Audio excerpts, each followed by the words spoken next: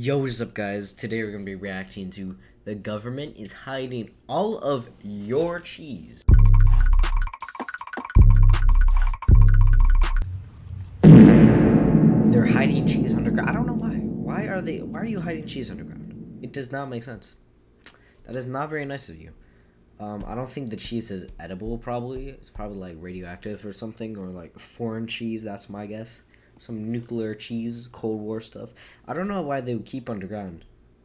I just imagine it's just like in a cave, like fully filled.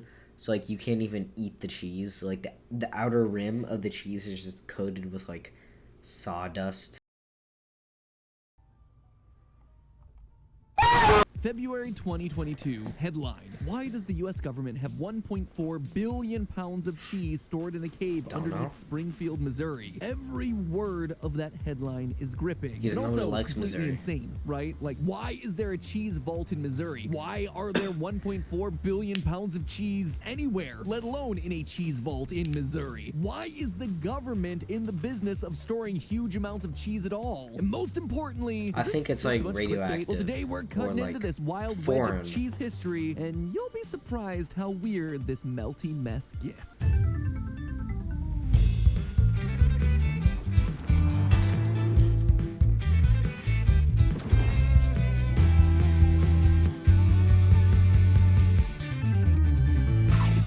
Internet, welcome to Food Theory, the show that's good enough to warrant a tap of that subscribe button. Today we're pulling a Mr. Beast and doling out the cheddar.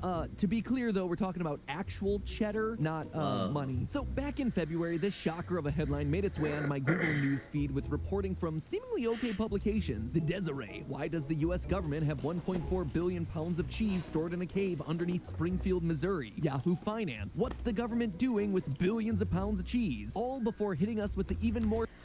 What wouldn't you do with 1 billion pounds of cheese? You know what I would do? Eat it. It's always the government. I'm telling you, it's always the government wasting food, putting it in caves.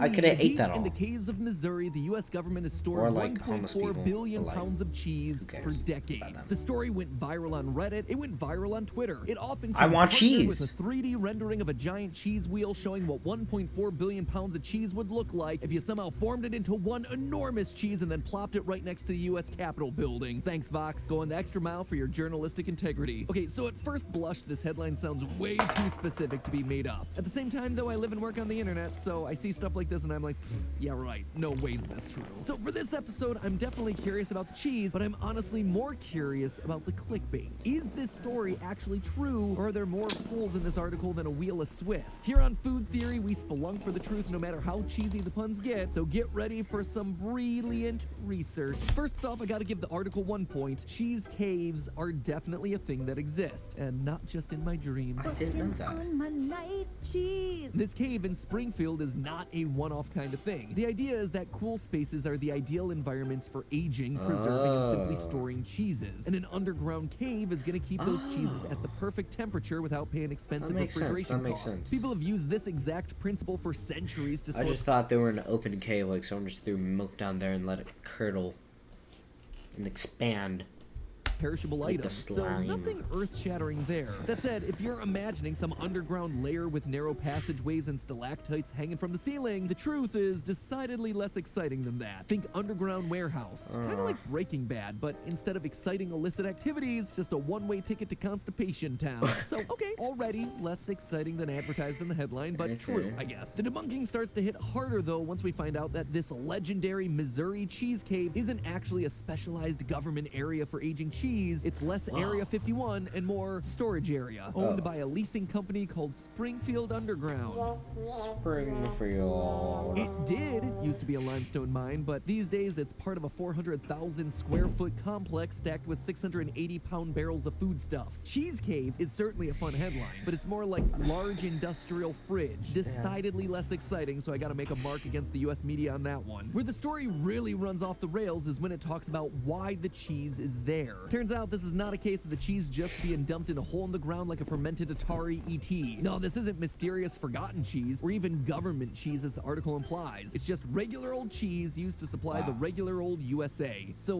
where did the article get its information? Let's melt down the history of cheese eating in the USA to see how things really start to stack up. First off, the information the article is referencing actually comes from a long lineage of cheese-related headlines that date back much longer than you'd expect. The 1.4 billion pounds of cheese referenced this year actually comes from an earlier wave of news stories from 2018, including a Washington Post story citing a report from the U.S. Department of Agriculture which tallied up the total surplus cheese stored in commercial warehouses across the United States. The USDA says that we have a record amount of supply of cheese sitting in cold storage. Nearly Is that all you got, 1.4 Missouri? billion pounds. That's why nobody wants to go there. State's stockpile of cheese just hit an all-time high. The cheese stockpile weighs over 1.3 Alaska's better. billion pounds. This cheese storage stuff is practically an urban legend at this point. You can actually trace bits of this story and references going all the way back to the 1970s, when the United States was facing an economic recession that impacted the dairy industry, leading to a major increase in the price of milk, considered at the time to be a household staple. Now, we are certainly no stranger to milk on the channel, and it's not always my favorite topic, but this is one of the most infamous moments in dairy history, so with this much cheese in the room, there's no way around it. I guess it's time we lay all the curds on the table. In 1977, President Jimmy Carter had the solution to the country's skyrocketing milk prices. Pour money into the U.S. dairy industry to help farmers increase supply. Increasing supply lowers prices. White cheese. Real cheese is white cheese. Orange cheese is fake. All yellow cheese is fake. It's not actually. Like, maybe, like, the wax around it, which I just want to take a bite out of that wax. That sounds really bad. If you, like, misheard slightly what I said, I'll still stand by it.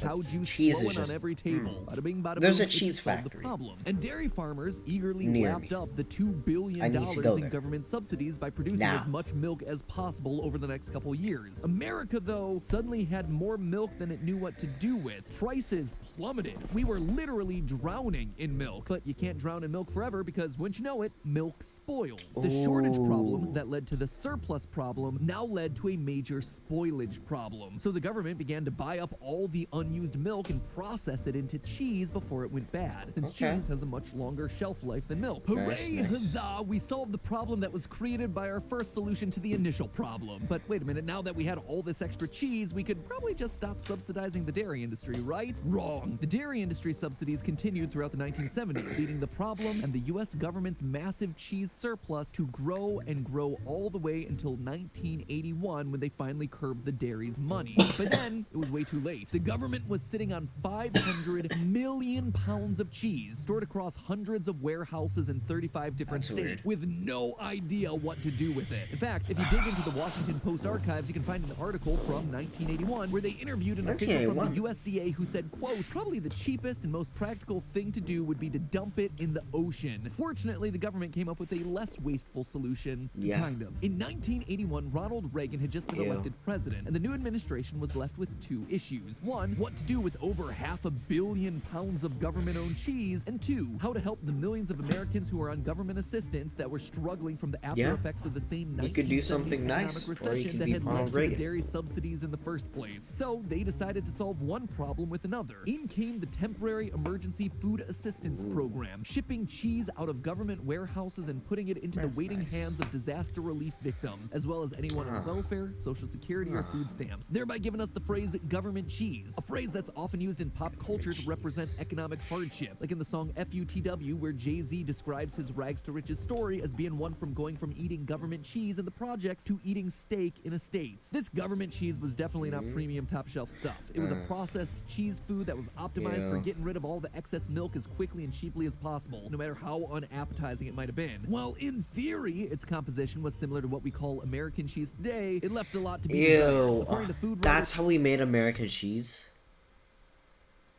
I hate American cheese. Ew.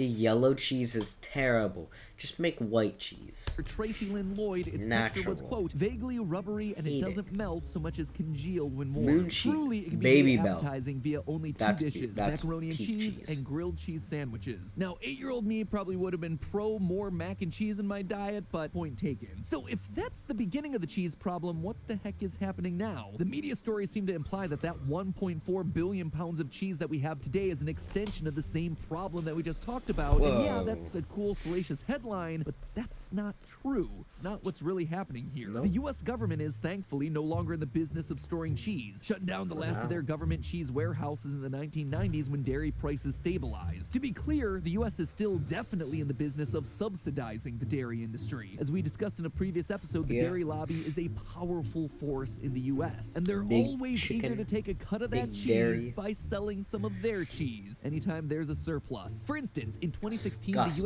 the USDA responded to record-level cheese surpluses by purchasing $20 million worth of cheese. But they didn't buy the cheese to dump it into a warehouse and have it gather mold. It spent that money to get the cheese out of private warehouses and into food banks across the nation. And it wasn't the soft, mushy government cheese of the 1980s either. This was hard cheddar. As far as the 1.4 billion pound cheese surplus, that's a tally of all the cheese that's being stored in all the warehouses see across white the country. cheese. Most of it owned by major food companies like Kraft, Nestle, and Land O'Lakes while it waits to be sent out to grocery stores across the nation. That Limestone Cheese Cave in Springfield, Missouri, as we said earlier, it's owned by a private leasing company, but a huge portion of it's rented by Kraft. This picture shows the interior of the warehouse that's being operated by Kraft. And while many of the 680-pound barrels that we see in the photo are storing products Whoa. like cream cheese and Velveeta, that's just a fraction of what's going in and out of this gosh. warehouse. Despite what the coloring of these barrels might lead you to believe, they actually store a variety of products, including Oh. Oscar Mayer meats, Jell-O, Oh. Lunchables. It's really just like any other food warehouse. So is there something suspicious going on with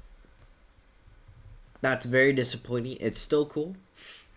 I just wish they had just stacks of cheese that everywhere. 1.4 billion pound cheese surplus? I mean, why would cheese companies leave all that cheese just lying around? Well, again, the answer is a lot more mundane than the sensational headline would have you believe. According to Christopher Wolf, agricultural economist at Cornell University, U.S. cheese consumption totals around 13.5 billion pounds per year, Wow. meaning that most of that cheese Wow. surplus is just getting Whoa. cycled through all the time. Whoa. It's true that some That's a cheese is lot. stored longer because dairy production Cheese is is good. seasonal. Dairy production peaks in the spring, but dairy consumption is at its highest I during would the holidays not when we jump stack our that. Thanksgiving That's plates painful. high with homemade mac and cheese Disgusting. and spend the entirety of December disregarding our waistlines. Wolf describes this as a counter-cyclical relationship between supply and demand, where we have to take some of the milk that's produced in May and June and make it into cheese and butter and other products that we then store. So there you have it, friends, the shocking truth about America's 1.4 billion pound cheese surplus, which isn't actually all that Holiday shocking at store. all, but does leave us with some interesting lessons for today. The first being, most of what you read is clickbait. Surprise, surprise there. But even if you do end up reading the whole article, a lot of times what you're seeing is just the tip of a much less scintillating iceberg. So if a story sounds too interesting to be true, there's a high likelihood that it is. The second major take home, That though, is is that sad. right now we have the opportunity to not repeat Cheesemageddon if we take this little slice of history with us. Right now, food Good. prices around us are rising everywhere. I mean, talk about headlines. The story of 2020 is inflation this, cost of Yeah. living that. It is clear to see 2020. that this is a similar environment that set us up for cheeseflation back in the 1970s. There's a chance that if we pay attention to what happened last time, we don't make the same mistakes this time. Then turn those mistakes into cheese, then hide that cheese in an underground cave, and then wait for the cheese to go moldy, and then try to give that away to unsuspecting citizens. Those that don't learn from history are apparently doomed to eat cheese. But hey, that's just a theory. A food theory. Bon appetit. Can't you like burn the cheese? Use it for like making energy. You don't need clean energy or renewable energy. You need cheese energy. I don't know how well that would work. Burning cheese? Let's think about it. Cheese takes a little... Would it take... Because it melts. Once it melts, it gets smaller because everything that is hardened expand... Not everything, but most liquids, when they become a solid, they expand a little bit or a lot. Don't know how effective that would be. But if you can use bamboo and furnaces in Minecraft, you can use planks in Minecraft for furnaces. If Minecraft taught me anything, it's that you could put cheese in furnaces. And you could power America. Probably not. You know, it's a good try. Just burn things. Goodbye.